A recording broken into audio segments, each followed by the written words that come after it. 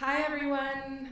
I'm grateful that you all stayed. I know watching that beautiful film with all of that beautiful landscapes and wildlife kind of made me want to like run outside right away and sort of do some cool stuff outside. So I just wanted to, I don't think that people understand how small an organization CAVU is and how hard these folks work. I've seen them out in the field, and I know you've done a lot of clapping tonight, but if you wouldn't mind giving Jordan and David and the crew a really big round.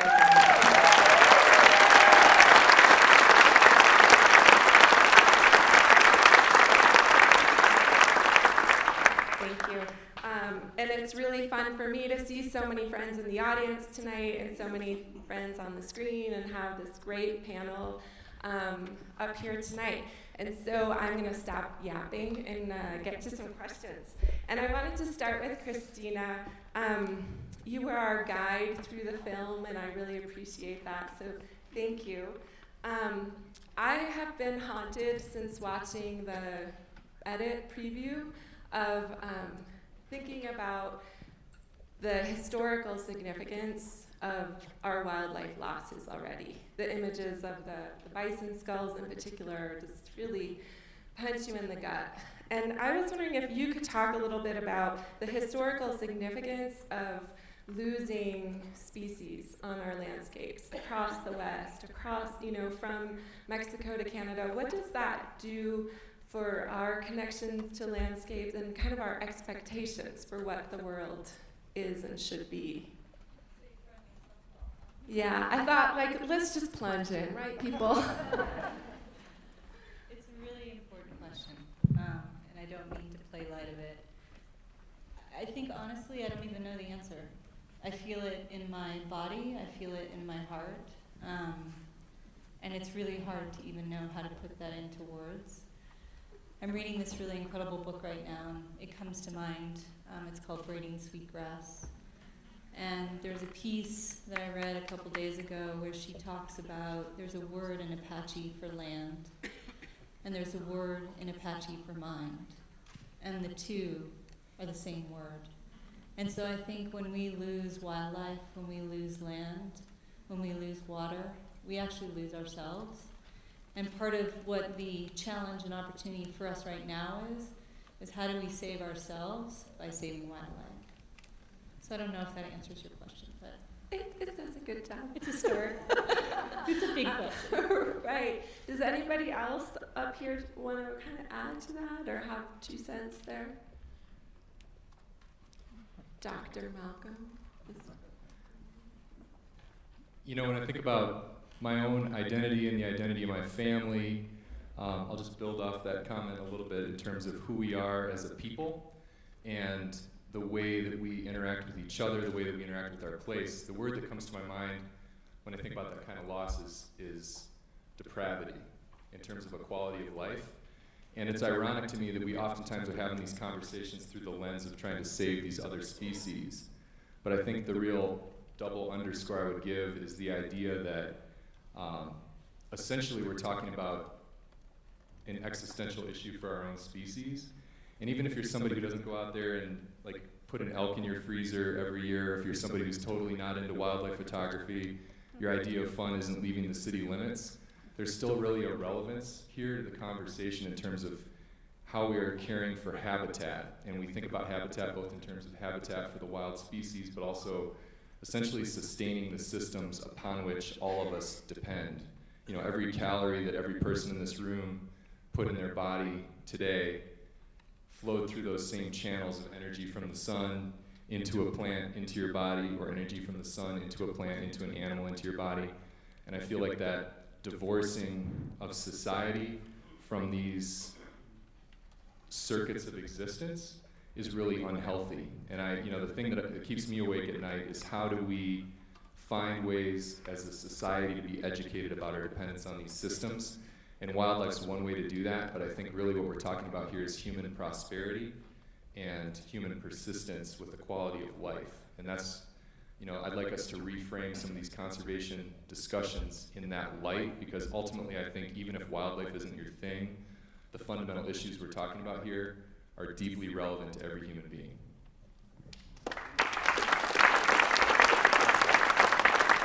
we are stardust, right? And elk are stardust, and even javelina. I think all of these questions are existential at their base. Climate, the question of climate is existential. Wildlife, protection of our water, our air. I would even argue that fighting the border wall is an existential problem for us.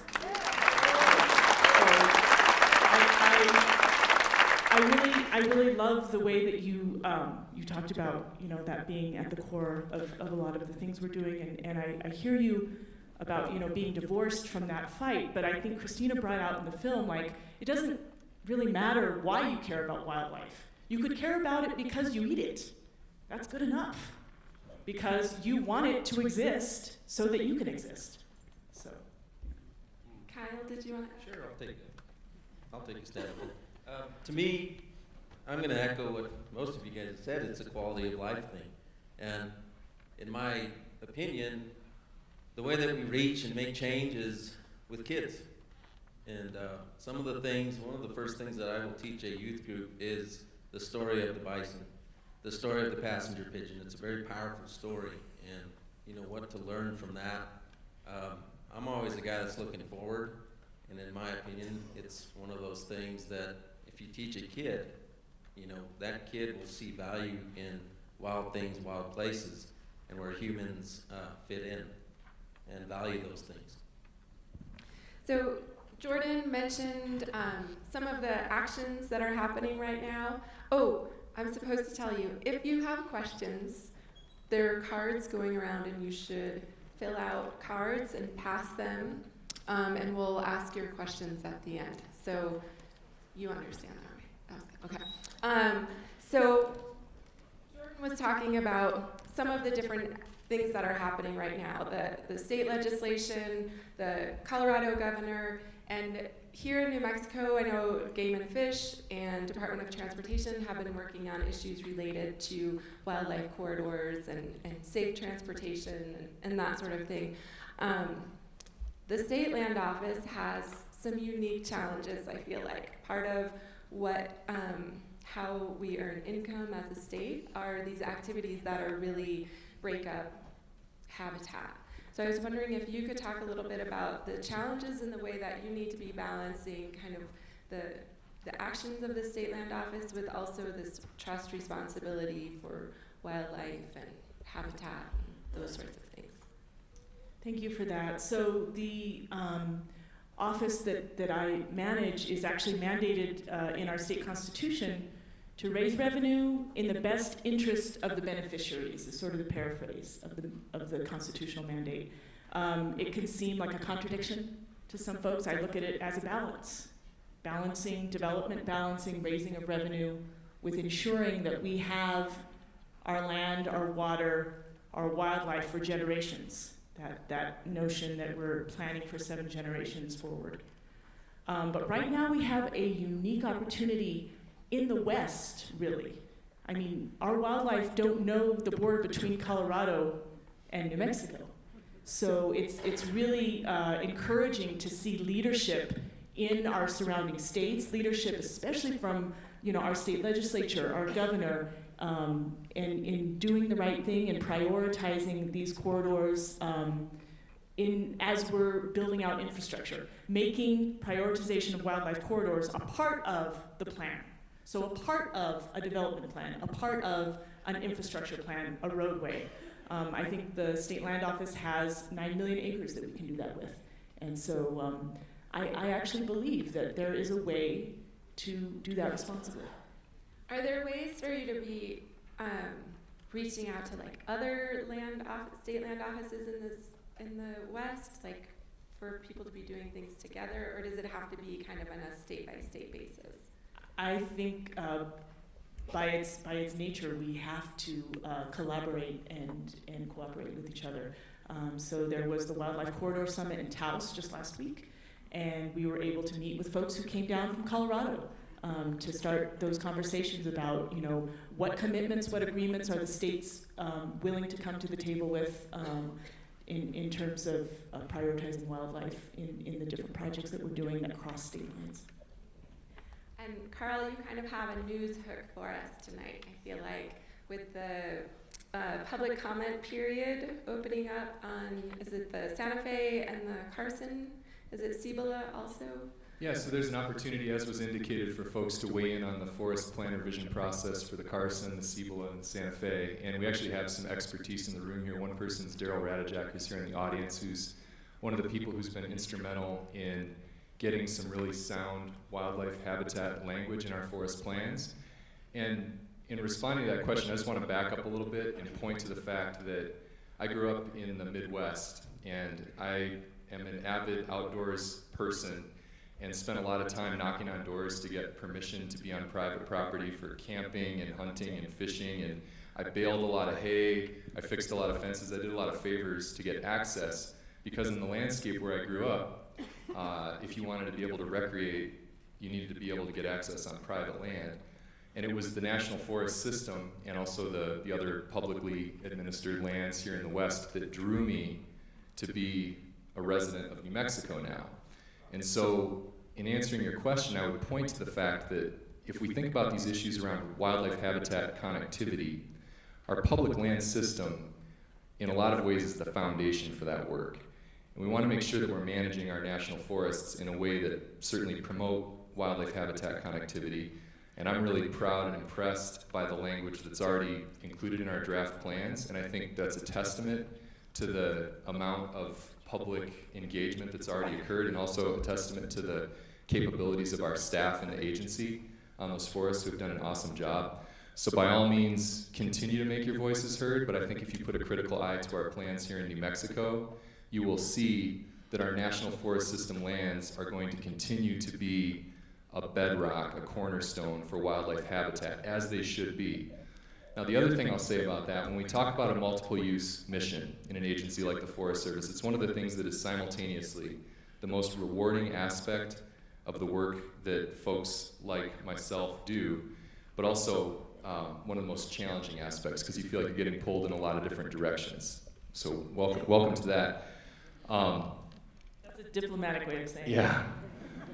But I want to go back to the first chief of the Forest Service, a guy named Gifford Pinchot, right? He was the guy who coined this term of the greatest good for the greatest number over the long run, okay? And depending on whom you ask, you will come to realize quickly that that is a very subjective filter, right? What's the greatest good from your standpoint might not be the greatest good from my standpoint. But what I want to point out is that our relationship to the land and our relationship to the public land system is evolving rapidly as society shifts. And what society deems to be the highest and best use of the public land system is an element of a democratic society. And so by making your voices heard and by speaking up, we need the public to help us drive our own evolution as public servants and land managers. And that notion of the greatest good for the greatest number over the long run is going to mean very, very different things in the next 100 years than what it has meant for the last 100 years. And the only way agencies like the one for which I work will be able to evolve is through that public engagement and through people telling us what matters most to you with your Forest Service, what matters most to you with the lands administered by the Bureau of Land Management, what matters to you most with your Fish and Wildlife refuges, with your Park Service units, with your state lands. So I want to just zoom back a little bit from specifically thinking about forest plan revision, because again, I think our region is doing a great job, and I pat the folks on the back who have been involved with that. But big picture-wise, we need help from the public in becoming the agency that we need to be to achieve our mission for the next 50 years, the next 100 years, because the challenges that are in the windshield are entirely different, and in my mind, much more complicated and daunting than the ones that are in the rearview mirror.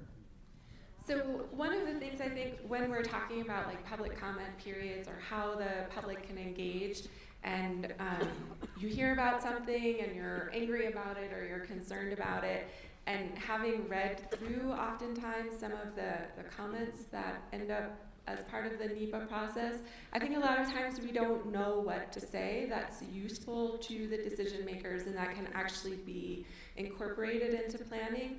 And so I'm not sure if you want to answer this, or Kyle or Cristina or who, but like, what are some of the ways that the National Forest System affects wildlife corridors. I mean, I think there's roads, there's wildfire, but like how can people make substantive comments and input into the process on this issue? I feel like I'm maybe taking up more of the time than I should, but I'll just say really briefly, the best way to make a really effective comment is to be extremely specific in what you want, where you want it, what you value. So when you're filling out one of these cards, if there's a particular place, a particular issue that you're interested in, from a planning perspective, oftentimes we get these, broad general comments, like we want wildlife habitat connectivity. And if I was the line officer on one of these forests, the forest supervisor responding to that, I'd say, that box is checked, we've done a good job. So another point I would make is take the time to become informed. Like you might come out of here today ready to, fight the good fight, but again, read the draft plan first, because I think in large part due to the amount of engagement that's already occurred and in large part due to the good work of the biologists involved here, we have some really strong planning language. So if you want to weigh in, be specific. And then the big picture question about how to help us evolve over time, I mean, that's where being actively involved with your elected officials, telling them, from your standpoint, as a fellow vested member of the public, a co-owner of the public land system, what is it that you care about most? Is it recreation? Is it wildlife? Is it timber? Is it safety from uncharacteristic wildfires? What is the thing that you think about most? What's at the top of your mind when it comes to your public land system? Make sure that the people who represent you know that so that they can take that information and do a good job in Washington, D.C. when it comes to driving the work that we do. Cristina, do you have advice for people on how to be strategic, whether it's in comment periods or building alliances or doing good work? I mean, I think you've really summed it up very well in terms of what the Forest Service is looking for. I think one of the things I'd like to point out is that in many ways the work really starts once the plan is finalized, once the act is passed, and it's really about implementation, right? Like we all know as people who take care of land, it's one thing to sign the check, it's the other thing to take care of that land for 7 generations. And how do you actually plan for that and do that and be a part of that? And I think so as citizens, we need to really think about how we continue to engage, be informed, get engaged, figure your pathway for engagement.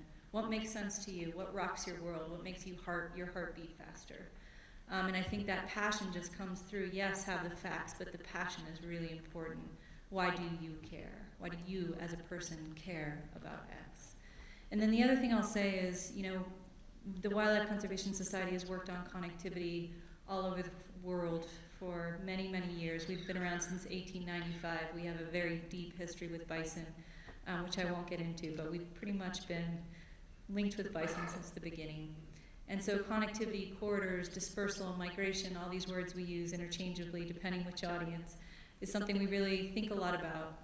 And one of the things, as I have been working on rebuilding the Rockies program, that I've thought long and hard about is that connectivity is an ecological word that we use. It's really about how animals move through the landscape and why that matters. It's a socio-political word. It's very much about connecting across political boundaries and social boundaries. And so when I think about things like the U.S. Forest Service plans, I think one of the things we also need to recognize is if we really want to protect these systems, to your point, Stephanie, if we want to protect these systems, we need to think at an even bigger, grander scale. I hate to say that, but we actually need to do more. We need to recognize that it's public land. We need to be thinking about how that links with private land, which is those critical waterways, mostly, the valley floors that are not protected. They're in private hands. And so those private landowners, those ranchers and farmers are doing us a huge service in protecting our wildlife and protecting our landscapes and waterways. And so we need to figure out how to honor and work with private landowners. And I think even more importantly, given the history of conservation in this country, we need to be thinking about indigenous lands and how we deeply partner with indigenous peoples to bring about a shared vision, an indigenous-led vision for conservation into the next century.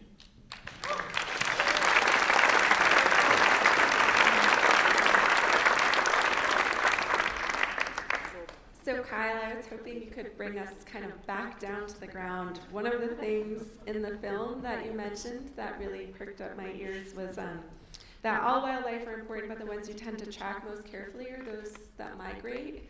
And I was wondering if you could talk a little bit about why that's so important and kind of what species you're working with. Sure, I have notes too.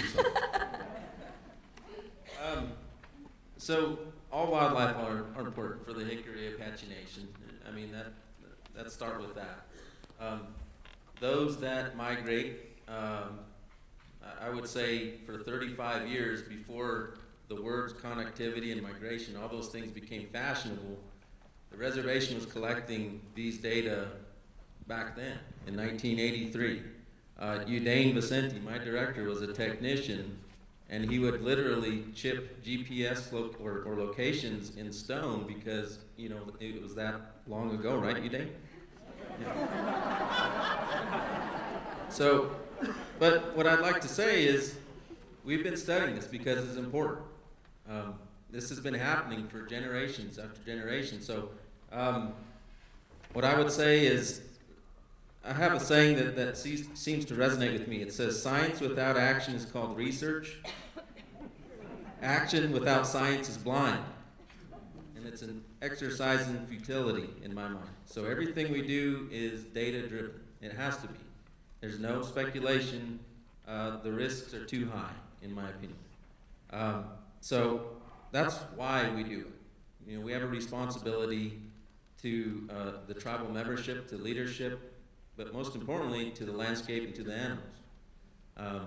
So the other thing that I made a note on, a week ago, Brophy, I don't know Brophy, but you know, I always appreciate his comments. A week ago in Taos, he said, wildlife are our teachers. And that seemed to resonate with me.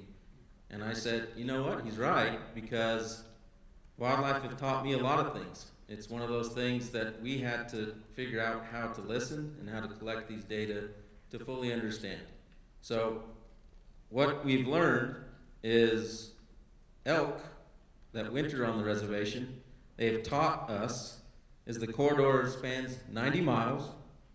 It binds 2 states, 1 tribe, 20 plus landowners, 4 national forests, BLM, state lands, and a multitude of landforms, land types, and a whole gamut of challenges along the way.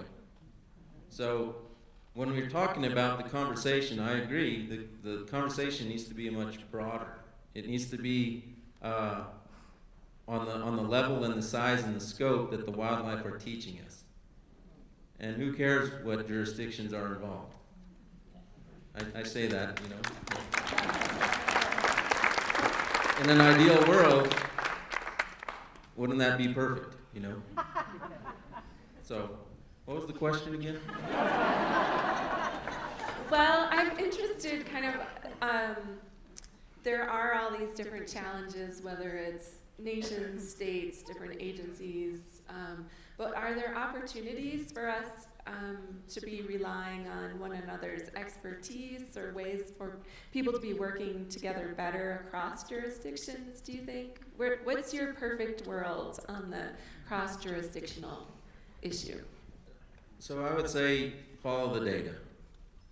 So our contribution to the region, the tribe's contribution to the region, is hundreds of thousands of dollars of effort towards data.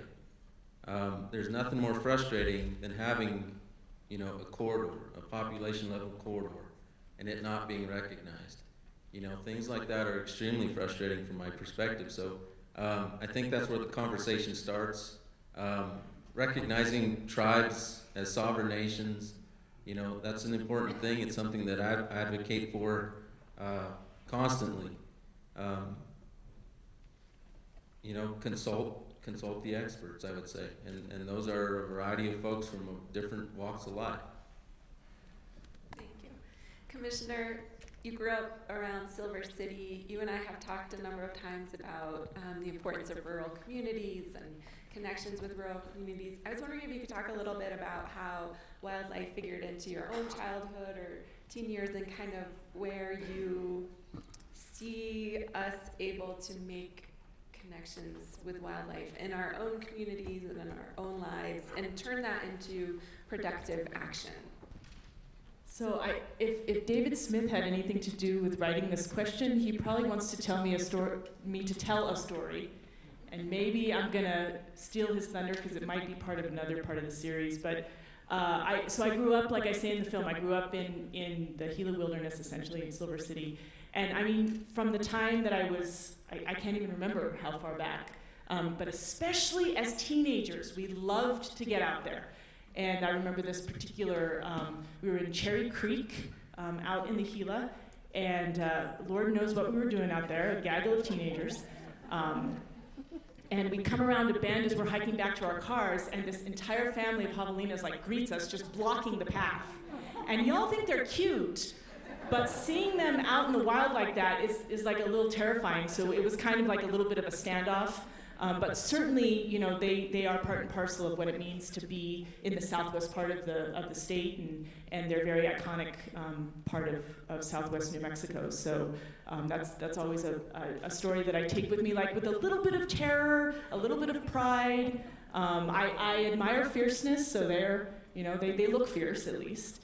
And you know, I want to answer your question sort of piggybacking off of what Kyle said. So definitely the conversation needs to be broader. And I get a little worried sometimes at functions like this that we tend to navel gaze a little bit, and we forget about the people that may not agree with us on every single issue. But it is important to engage and collaborate and contribute with folks together on things that we can care about together. So wildlife is a perfect example.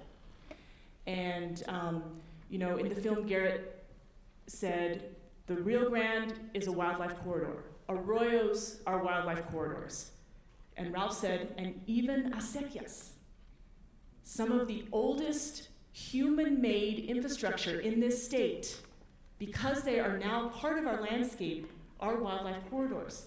So let's engage those folks. Let's make sure those folks who run acequias, who run ranches. I mean, there are ranches in the state of New Mexico. There are private landowners who pride themselves on caring for wildlife on their property and making sure that that's prioritized. So let's make sure that all of those folks are part of the conversation, even if they may not be present tonight.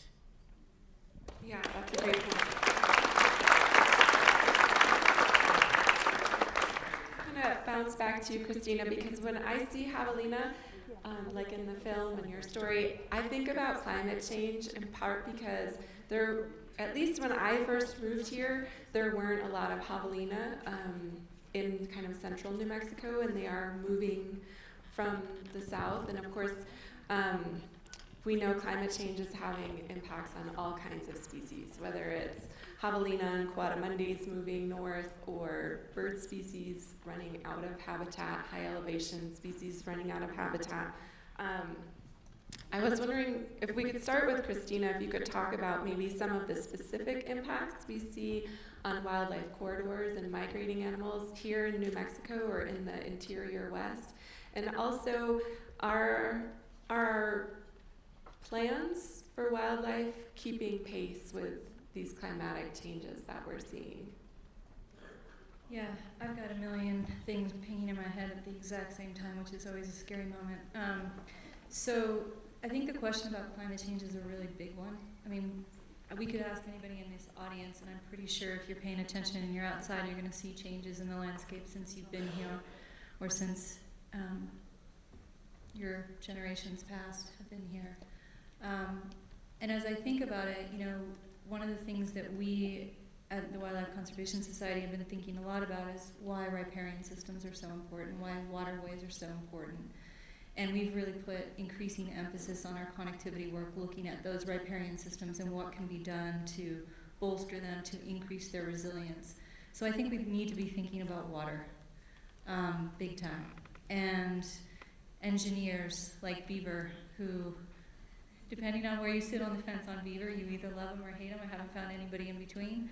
And I do think they're really remarkable ecological engineers in the same way that bison are, and both species really create water in systems. So thinking about how we can rewild our riparian systems, protect those riparian systems, and again, to your point, Stephanie, like really honor the people who are protecting those riparian waterways. I don't know what the actual number is. I was about to spout off, but I get in trouble with my staff for doing that. I'm going to say it. I think 90% of riparian systems are in private lands. So what are we going to do if we're not, to your point, really building these more inclusive, equitable, diverse, just tables to have these conversations? We're going to miss the point. So I think that that's one piece, is really thinking, yes, it's happening. How do we prepare? I think it also gets back to the earlier question that I answered around needing to think at really large landscape scales. And to recognize that we don't know a whole lot. So to Kyle's point, yes, we need data, but we also need these crazy creative monkey brains to figure out what the heck we do when we don't have all the data, and how can we actually make good decisions, how can we use the digital age to our advantage, and then ground truth things in the analog way, in the ways that we know. So I think we need to get really creative about this.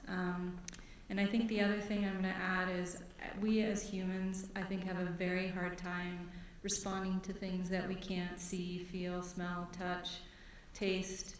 And so climate change is one of those things. It's really hard, but the data is there, the evidence is there. If we open our eyes and can kind of protect our hearts a little bit, it is real, it is happening, and it's happening fast. And so what are we going to do?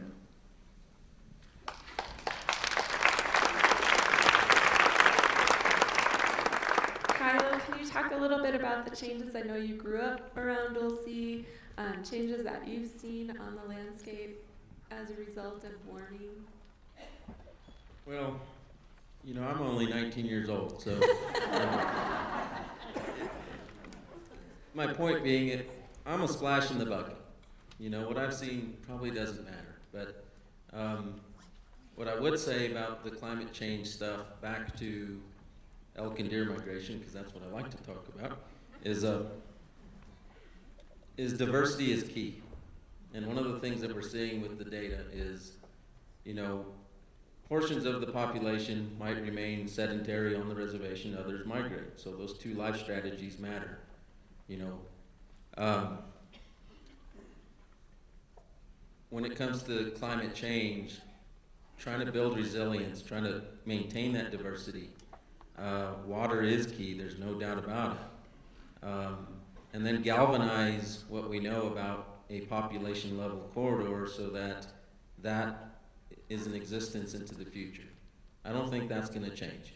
You know, literature suggests that there's high fidelity for elk and deer. Once they find a corridor, ancestral knowledge, it's going to maintain. That is a very vital thing. So again, I think everything that my world revolves around science and data. So when I look at things, and I grew up on the reservation, I grew up and I came home, you know, yeah, I see things that are different, for sure. But I think it's a very complicated thing to say, you know, this or that caused it. Again, looking into the future, I would say it's more of along the lines of understanding what things might look like 50 years from now, 100 years from now. You know, that's what truly matters, in my opinion. Karl, did you want to add anything to that? The changes that you see with respect to climate, and or how we're able to plan for some of these changes, especially ones that are happening more quickly than scientists even anticipated? Yeah, so a couple thoughts. First of all, on the water front, I couldn't agree more from a wildlife perspective. Thinking about water is critical, but then it goes back to what we were talking about earlier in terms of thinking of this from a human perspective. And if you're a resident of the dry Southwest, where our communities are critically dependent and ultimately limited by water availability, that linkage between taking care of the natural world and taking care of ourselves, I think is like absolutely highlighted in a very powerful way through the lens of that conversation about water. But to build on that in terms of thinking about the future, you know, the film touched on the Las Conchas fire, and I'm sure a lot of folks in the room are familiar with that event. And one example of a change that we're seeing in the aftermath of a fire like that is we are very likely seeing a type conversion on the landscape on the eastern side of the Jemez, where it burned at a very high severity. You had forest that was ponderosa pine, and many of the researchers who are working up there now think that might never come back as a forest again.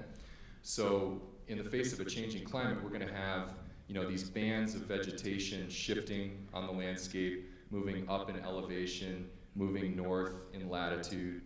And when it comes to the issues around fragmentation for the species that are trying to navigate these issues of connectivity in terms of the ecological systems are going to be disrupted and driven by climate change. And so a lot of the work that the Forest Service is doing right now is really targeting the need to try to mitigate those risks of high severity uncharacteristic wildfire.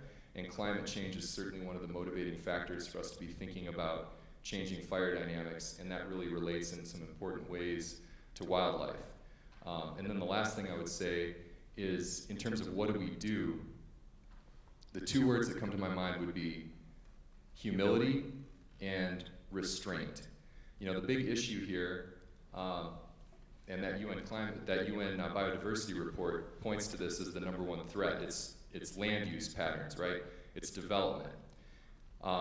And I think I actually jotted down some numbers here. That report talks about a predicted 16 million miles of new paved roads globally by 2050 is an estimate I jotted down from that biodiversity report. So at the core of a response or a forward-thinking mitigation, in my mind, it would be have some restraint about what we're doing with the land that we haven't yet developed, and be thinking about how to maintain these landscapes in as resilient of a condition as we can. And a lot of that, from the standpoint of our own activity, is going to be humility and restraint.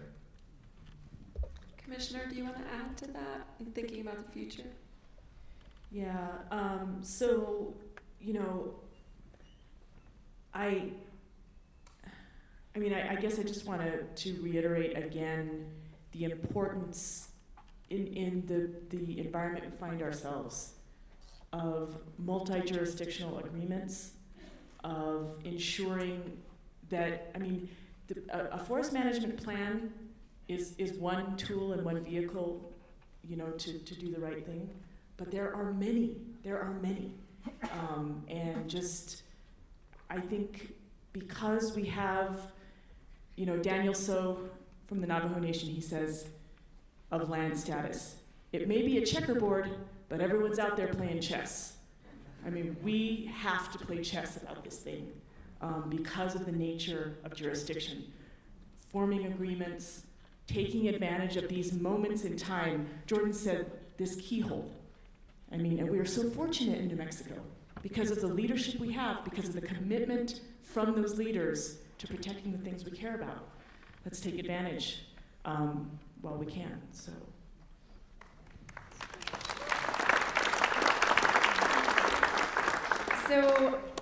as we're talking about borders and boundaries tonight, I feel like we're talking about wildlife, but I would be remiss and disappointed in myself if I didn't also kind of bring up the topic that we can't ignore what's happening along the US-Mexico border right now with respect to vulnerable humans who are trying to migrate. I'm curious what moral obligation do you all think that we have as environmentalists and people who care about wildlife and landscapes to also be thinking about these human migrations and climate change and compassion for one another?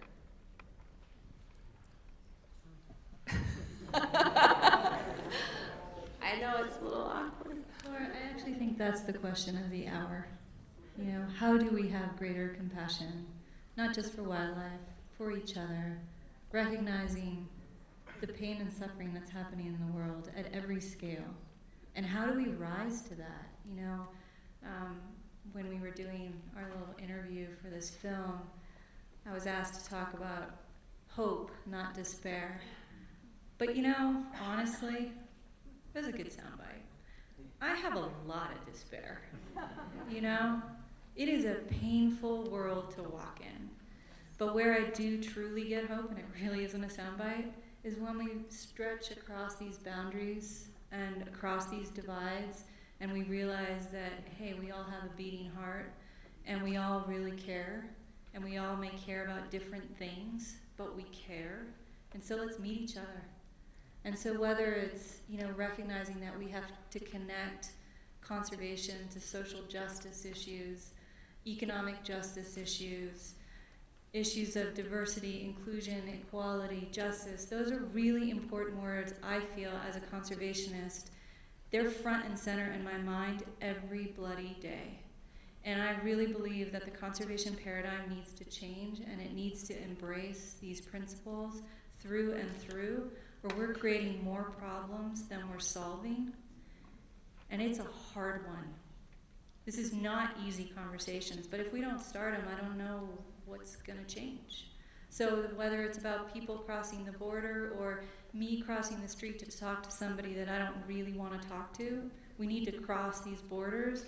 We need to actually walk our talk when it comes to connectivity and realize, these animals probably will be just fine. Not entirely, but let's just for the purpose of an argument say they're going to be just fine. It's us, culturally, socially, politically. We need to be reconnected to each other. We need to rewild ourselves to recognize the importance of this connectivity. So sorry I took it down a tangent, but I can't help it.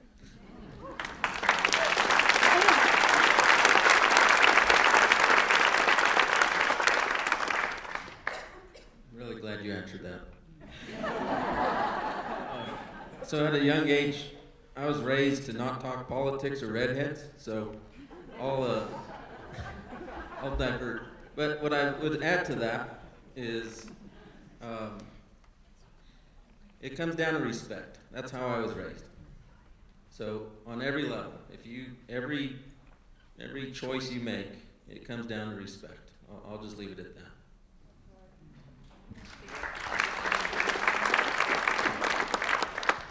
Commissioner? Yeah, I'm so glad you asked that question. I think it's so appropriate for tonight. I truly do. Because, like Cristina said, because of the power of connectivity. We know we need food, shelter. We rarely talk about the fact that we need to be connected. Animals need to be connected for survival, so do we. So do we. And our borders, our boundaries can be impediments to that connection. And so that's, real, I loved your talk at the beginning about this being existential. This is about our existence. As a species, as the stewards, we are the stewards, folks, of everything that we've talked about tonight. We are co-stewards of the animals and the land and the air and the water. And so, I don't know, crossing the street, reaching across the aisle. That's so hard, right? But all of it is the same. It's about connecting, finding that common ground. It sounds trite, and I even hate myself for saying it, but it matters, and it's essential. Crossing a border, because that connectivity matters to us and our existence as a species, as humanity. And Karl, I'm wondering, you work at an agency that is complicated, and you work with lots of other complicated agencies on many different issues. And I'm wondering how you think people can be connecting better on these issues and working together better. And I don't want to bust on bureaucracies because they're essential too in some ways, but how do we get past some of the holdups that we often face when working with federal agencies?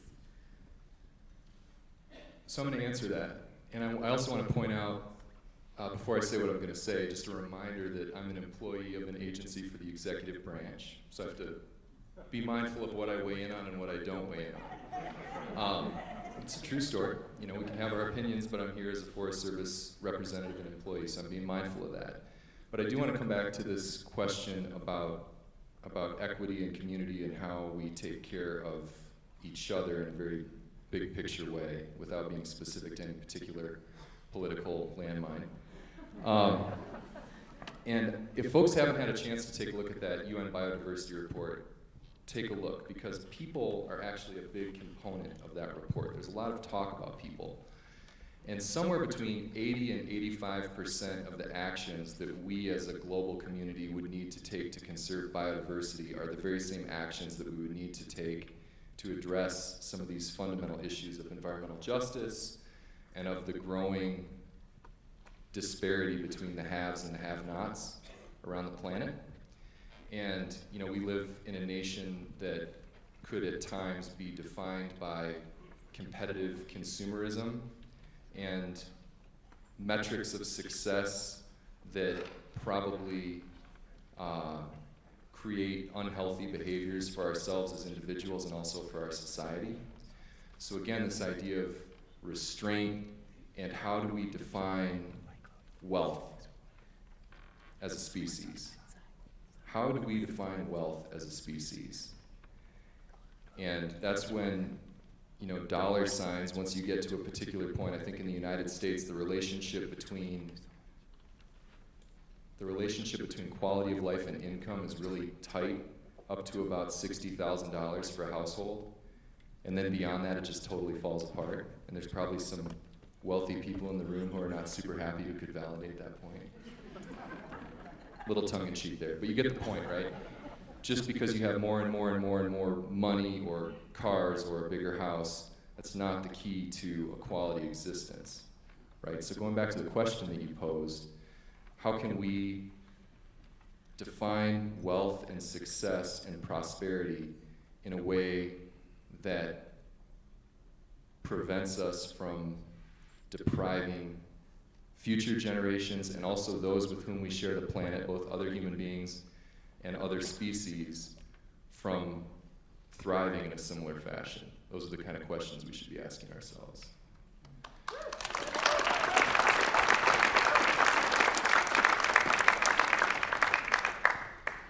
And then I'll answer the question that you actually asked me. So I'm not going to ask you to raise your hands if you're a wildlife lover, because if you're here, you probably raise your hand. But I want you to raise your hand if within the last year you have eaten a piece of wild game meat. Okay. So just look around. It's probably, I would say it's close to half the room. And so, and those of you who didn't, I presume, are wildlife lovers who have not consumed wild game, many of whom may be vegetarians or vegans, which is awesome. And I raise my hand as vegans. Thank you. Those are good choices for the planet. The reason I want to bring this up is because I think Commissioner Garcia Richard pointed out well that wildlife can serve as a bridge among people who might not otherwise have a lot of perceived common ground. Wow, I didn't say it so eloquently as that. That's beautiful. You put it well. So what I want to get at here is when it comes to the conservation challenges that we are facing as a society right now, one of the things that needs to happen is we need people who share values around conservation, around public lands, around fish and wildlife habitat, around those more open-minded definitions of prosperity that I just described, to focus on that and to do good things based on that. So funding for our agencies, funding for the implementation of projects once we get our plans in place, the political will to make the kind of changes that we need to have happen for us to continue to thrive as a species into the future. That sort of success hinges on our ability to say, hey, you're into the Impossible Burger and I just had an elk backstrap, but we can probably get some good stuff done. If we can do more of that kind of collaboration on behalf of wildness, wild species, wild places, that to me is like the key that unlocks so much potential that to date has not existed socially and politically. So trying to build those communities around that shared value and then do good things, don't be navel gazers, that's a term I learned tonight. Do good things with my fellow tree-hugging vegans I mean, we got a lot in common, I guarantee you. So that's the kind of thing we need to capitalize on and then apply the pressure as a community of people who care. Awesome.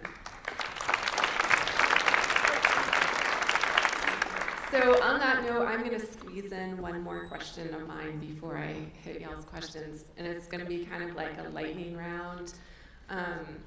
Because Cristina, I caught on when you were talking about hope. I thought in the film, I was like, yeah, I've said something like that before too. And I think we tell ourselves, there's hope, I have hope, but if each of you would just give me like lightning round of what makes you happy, like how you stay engaged and focused and happy, working on big, complex issues sometimes, and one thing that you think other people can do, whether that's something like go learn about your river, go jump in your river and feel good about it, or comment on a forest revision plan. So Kyle, what makes you happy? What sustains you? What do you want people to do? A lot of things make me happy, but for this conversation, when it comes to the hope talk, like I said, I'm always trying to move forward. I'm trying to keep things going in that direction, because that's what matters. But what I would say is, wildlife are products of their environment, like everyone else in this room. Every individual in this room is a product of a survivor. So are wildlife. Something that resonates with me is there's hope there. There's hope in that story of if we are able to essentially learn from these things that wildlife are trying to teach us, there's hope there that the adaptations, those traits, all those things exist, and things will be good, you know?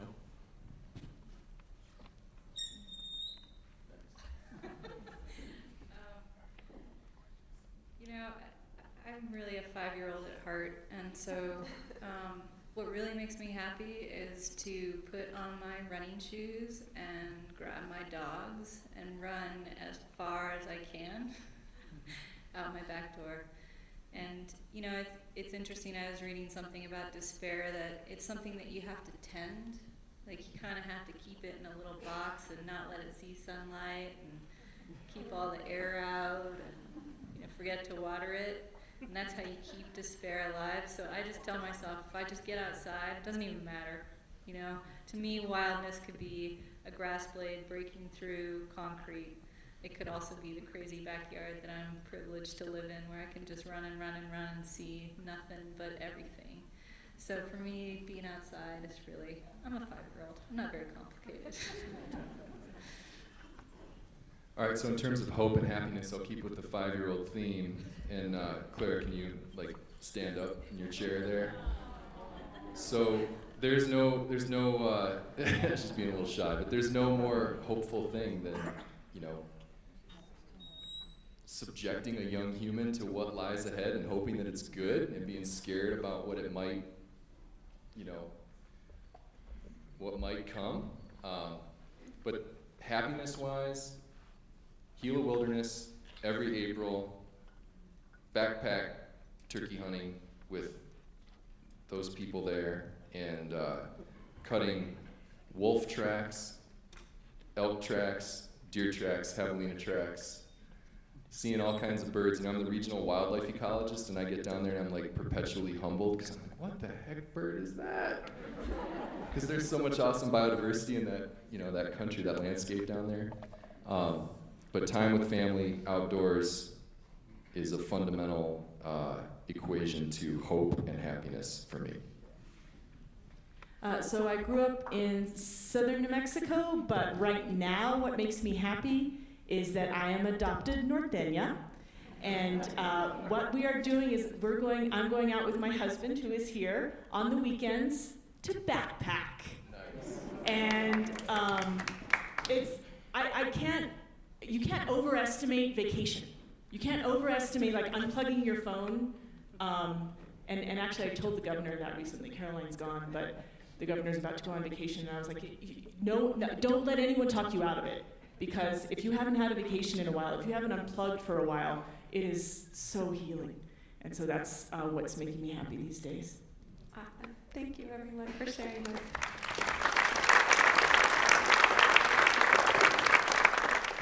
So I think we only have a few minutes. I'm going to try to bust through these pretty quickly. Kyle, one of our audience members mentioned that you said something along the lines of how frustrating it is when there's a corridor that needs to be recognized and it's not. What are some of the steps that we could take to make that happen?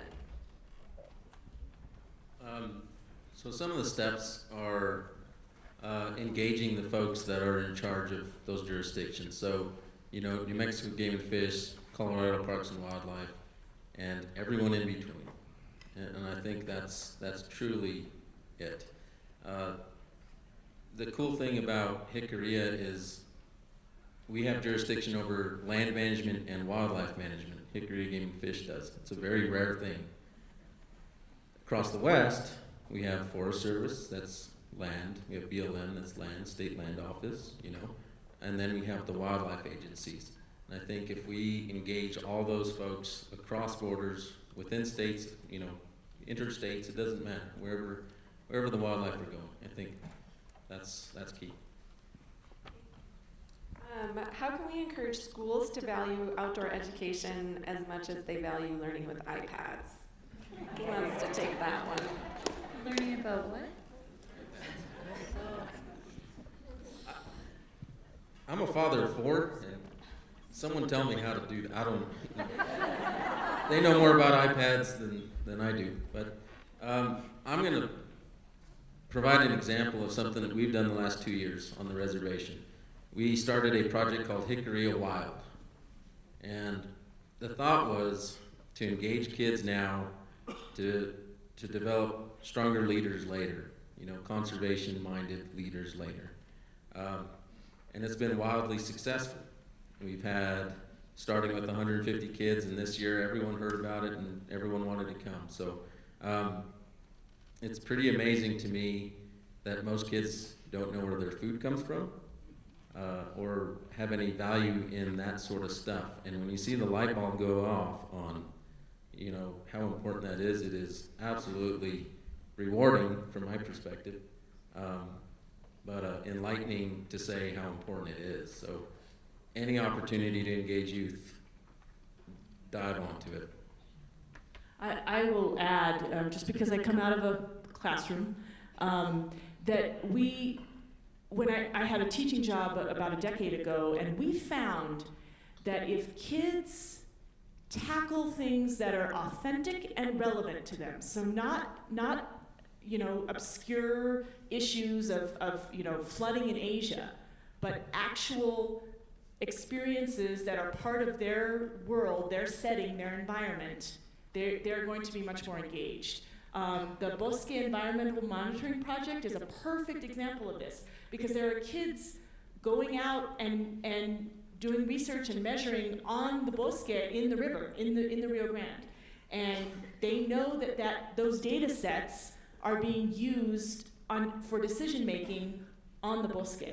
And so that kind of problem solving or perspective that is authentic and relevant, I think matters to kids, even teeny tiny kids. It's better if they kind of have a reason to care. Did anybody else want to add on to that? Just thumbs up all around. I mean, the reason I'm here is because it's kind of gross if I think about it, but I got taken out by Mrs. Tuliger in 3rd grade, and we were eating all kinds of plants. I don't want to tell you where I was because it's a little frightening. It was I-80 in the Bay Area. They were good, you know, and it really changed my life that you could go eat plants. I had no idea. I grew up in concrete, you know, so yeah, it's hugely important. I'm a big fan of goofing around outside, so I think that's right. Hopping to the next one. Did you want to add anybody else? Good. I can do this very quickly. I too am a big fan of goofing around outside, and I want to go back to that idea of the kinds of things that these diverse coalitions of environmentalists can be pushing for. I think including the hunting and fishing community. And I think here in New Mexico, both with the New Mexico Wildlife Federation and the National Wildlife Federation, there's a big push for more access for kids to be able to play in green spaces. I think a lot of us, especially if you're here in Santa Fe, you have this idea of the kind of outdoor recreational opportunity that exists in the Sangre de Cristos or in the Jemez. But for a lot of folks, even if you can just provide some green space and opportunities for unstructured play for kids is going to be a gateway that we are fundamentally lacking in so many places right now. So in terms of like a diverse portfolio of things that a coalition could be pushing for, equal access to green space for all of our citizens is something we need. So I feel like we're gonna get the hook here soon. Okay, so we are gonna wrap it up there talking about the next generation and a little bit of hope. And thank you so much for coming out and spending your Wednesday night with us. Thank you.